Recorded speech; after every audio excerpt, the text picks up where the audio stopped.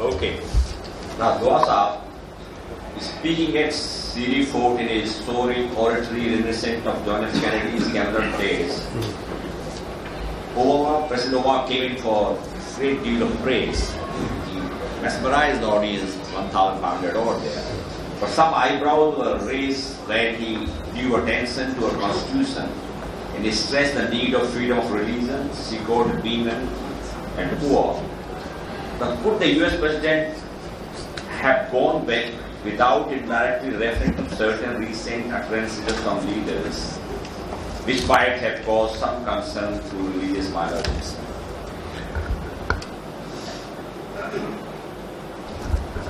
I think that message was deliberate. What he said at the town hall meeting about Indian secularism, and it particularly, many people say that no, it was not meant for India, it was for his audience back home. I think it was specifically reference to Article 25 of the Constitution, refers to secularism, I think was deliberate and kept possibly for the last public engagement he was having.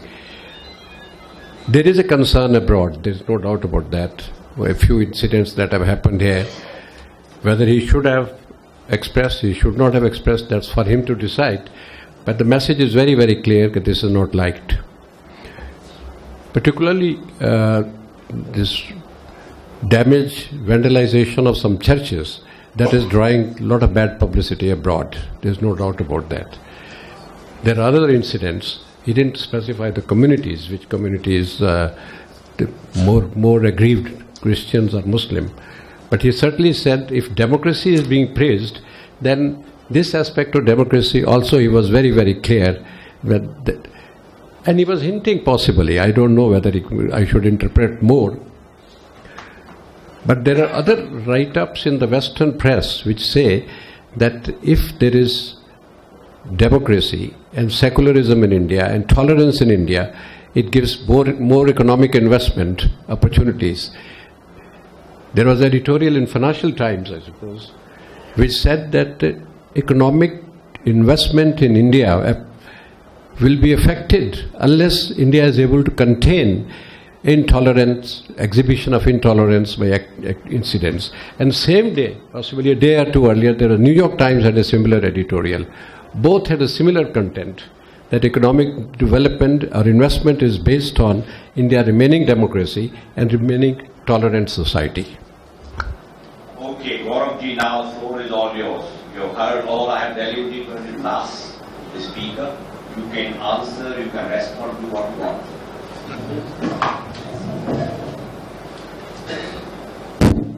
I think this was a very important visit for a new government, because it also gave us, all of us, civil society, media, those in the government, a time to reflect on what is India's strategic priorities vis-a-vis the world. And it was good that often we heard words related to pragmatism and realpolitik. Despite the bonhomie between India and US ties, US would continue to support Pakistan in their Pakistan-Afghanistan policy. We have to accept that. Despite the US referring to India and the US being natural allies, the question remains, but natural allies on issues of interest to us or to the US? The former Ambassador Sybil referred to how the US might be trying to invite us, some might even say seduce us with oratory, into an alliance against other Asian powers. And therefore India itself has to identify what is our strategic interest going forward for the new government. There is a mythological tale in which one of the avatars of Krishna captures the three dimensions of the world with three footprints. And that is, in that, I would like to take that analogy and therefore try to create the framework for Indian foreign policy in the context of this visit. The three footprints, in my personal opinion, that we have to be careful about is, number one, the carbon footprint. Yes, our per capita emissions are quite low compared to China and the US. We have invested in a path of renewable energy, investing in solar and wind, but we are so dependent upon coal. And unfortunately, the technology that we are using in our thermal factories and in our coal industry is old. And unless we don't address that, no matter how ambitious our renewable energy targets will be, the emissions from coal and thermal industry, if we don't shift to a new technology or to a modern technology, then we will always have a large carbon footprint, a footprint that might not be sustainable. The second footprint I want to talk about is the economic footprint. It is not only the US which has has had problems in developing business and trade ties. Many countries across the world have faced difficulties in bridging economic and trade ties.